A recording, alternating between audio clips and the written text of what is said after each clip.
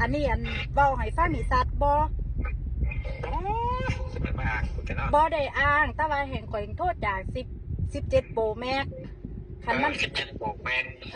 คันมันสัตว์ก็โอเคบ่สั่นฮัลโหลอ้ายต้องมาอ้างต้องเอามึงมาฮัลโหลมึงหยังไรเสียอะไรหรอกกูได้ยินดูเย้กูได้ซื้อบ่ข่อยว่าสิโทรไปถามข้าวว่ากินข้าวแล้วไปแต่บอกว่าโทษจาก17 Pro Max กินแล้วได้ยังกินตำบักหุ่งเงิมโอ้ยฮอลแลนด์ติอ้ายมันเด็ดอ่ะมึงจะใส่เอาก็อยู่นี่ล่ะอยู่เฮียนนี่ล่ะสิโทรสิโทรไปถามว่าอยากกินหยังแซ่บๆบ่กระยาต้นเหลวมีอย่างแซ่บกว่ามากตัว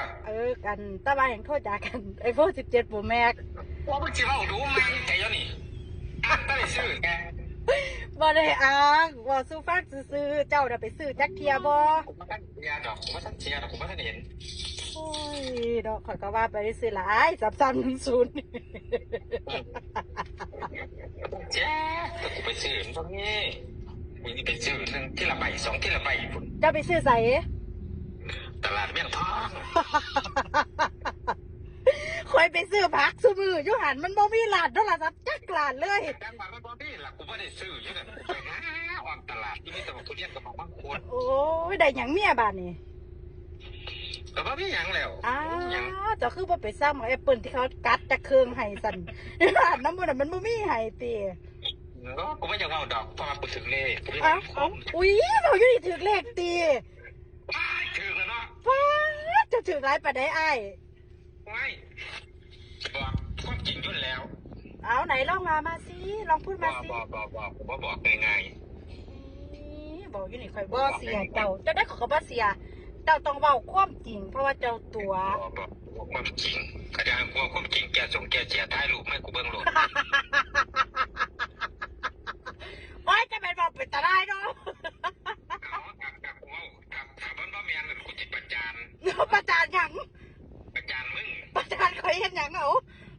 มึงบ่เสียว่ากูถือเนาะเอากับข่อยบ่เสียเจ้าก็ต้องมีหลักฐานส่งมาให้เบิ่งซะก่อนมีหลักฐานมาเตือนหยังเอาทานั่นข่อยสิซื้อนักกินไปฝากแล้วสิเก็บปลายทางเด้อ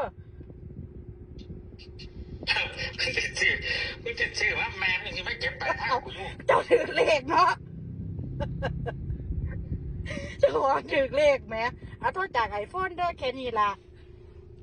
17 Pro Max เดี๋ยวกูได้ซื้อนะ